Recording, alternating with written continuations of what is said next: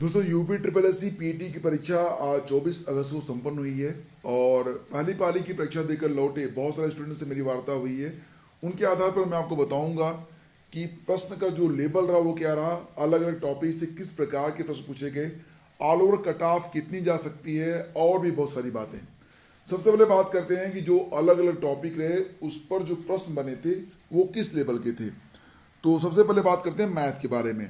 तो फ्रेंड्स यहाँ पर मैथ और रीजनिंग को साथ लेकर चलते हैं। तो देखो जो मैथ और रीजनिंग रही, इस पर जो प्रश्न पूछे गए थे ये प्रश्न मतलब डिफिकल्ट नहीं थे, टफ नहीं थे, इसको आप इजी टू मॉडरेट लेवल में रख सकते हैं, ठीक है।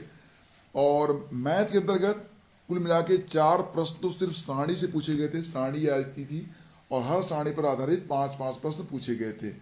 तो यहाँ पर जो प्रश्न रहे थे उनको अगर थोड़ा सा भी आप मतलब समझते हैं मैथ में, अगर आप पेशेंस रखते हैं तो आप आंसर कर सकते थे। तो ये जो प्रश्न रहा ये काफ़ी अच्छा रहा। इसके बाद मैथ पर आधारित कुछ प्रश्न भी रहे थे। तो ये प्रश्न बिल्कुल 6 to 8 लेवल के प्रश्न रहे थे, ठीक है। और बात करें तो इंग्लिश के बारे में बात कर लेते हैं। तो इंग्लिश में कोई भी व्याकरण से संबंधित क्वेश्चन नहीं पूछा गया।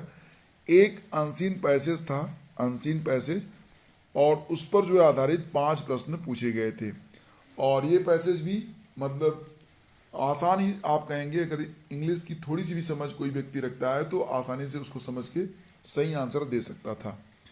हिंदी के बारे में बात करें तो हिंदी में भी व्याकरण को बिल्कुल भी टच नहीं किया गया था। हिंदी में लगभग 2 या 3 रहे होंगे, अनसीन पैसेज रहे होंगे, अपठित गद्यांश, और उस पर आधारित प्रश्न पूछे गए। रीजनिंग में एक प्रश्न केवल कैलेंडर से आया था और वो भी बहुत टफ नहीं था, आसान था। और प्रश्न इस प्रकार से था शायद कि मतलब कोई एक महीना है उसमें कोई एक दिन दिया गया था कि अमुक दिन को जो है, अमुक तारीख को अमुक दिन है, तो महीने में अमुक दिन कितने दिन पड़ेगा, तो इसको आराम से कैलकुलेट किया जा सकता था, ठीक है। ऐसा कोई प्रश्न था। और अगर बात करें तो रीजनिंग में एक प्रश्न जो था वो अल्फ़ाबेटिकल अरेंजमेंट पर था। जैसे नहीं होता है कि एप्पल को अगर लिखते हैं ये, तो फिर अगर इसी प्रकार से एरोप्लेन है तो उसको क्या लिखेंगे, ऐसा प्रश्न आया था। रिलेशन पर आधारित प्रश्न भी कोई खास नहीं थे, एक ही प्रश्न था और उसको भी आसानी से लोग हल कर सकते थे।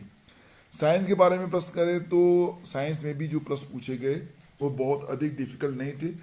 और यहाँ तक कि सामान्य जागरूकता के प्रश्न पूछे गए थे, जैसे कि ब्लीचिंग पाउडर का जो केमिकल फार्मूला होता है वो क्या होता है, नारंगी यानी संतरे में कौन सा विटामिन होता है, ऐसे प्रश्न विज्ञान के अंतर्गत पूछे गए, ठीक है। तो मिला जुला कर अगर देखा जाए, हाँ करंट के बारे में बात कर लेते हैं। तो करंट जो था ये पारंपरिक नहीं पूछा गया था। करंट में जो टॉपिक अभ्यर्थी बहुत हॉट समझते हैं, जिस पर वो बहुत अधिक मेहनत करते हैं, जैसे कि इंडेक्स हो गया, युद्धाभ्यास हो गया, और जो अलग अलग चीज़ें होती हैं जैसे कि कोई प्लान होता है, ठीक है। तो ऐसे प्रश्न नहीं पूछे गए थे। प्रश्न जो थे वो थोड़े से अलग तरीके से पूछे गए थे, यानी कि करंट के जो प्रश्न थे उसको आप स्तरीय मान सकते हैं। तो कौन कौन से प्रश्न पूछे गए थे और किस प्रकार के प्रश्न थे, तो कल तक जो पेपर अपलोड हो जाएगा यूपी ट्रिपल एस सी की वेबसाइट पर, उसके बाद क्वेश्चन पेपर के साथ हम करेंगे डिस्कस आपसे। और प्रश्नों को आप ज़रूर देखिएगा, आपको काफ़ी अच्छा लगेगा। और जो लोग परीक्षा दिए हैं उनके बारे में अगर बात करें तो देखो यहाँ पर मैं ये कहना चाहूँगा कि एक औसत जो विद्यार्थी है वो भी आसानी से 60% तक गेन कर सकता है, ठीक है। और यहाँ पर मुझे लगता है कि जो ये एलिजिबिलिटी टेस्ट है ना, तो इसमें तो ऐसा तो है नहीं कि एक खास अमाउंट में या एक खास संख्या में बच्चों को क्वालिफाई करवाना है। तो एक कट ऑफ होगी, उसके ऊपर जितने लोग होंगे वो सारे के सारे लोग क्वालिफाई माने जाएंगे। आगे बहुत सारी भर्तियाँ आने वाली हैं, तो मुझे लगता है कि बहुत सारी बड़ी संख्या में जो अभ्यर्थी है वो पीटी की परीक्षा इस बार क्वालिफाई करने वाले हैं, क्योंकि प्रश्नों का जो स्तर रहा वो काफ़ी आसान रहा। फिलहाल अगर आपने परीक्षा दी है तो आप नीचे कमेंट करके मुझे बताइए कि आपको प्रश्न कैसे लगे, क्वेश्चन पेपर आपको कैसा लगा।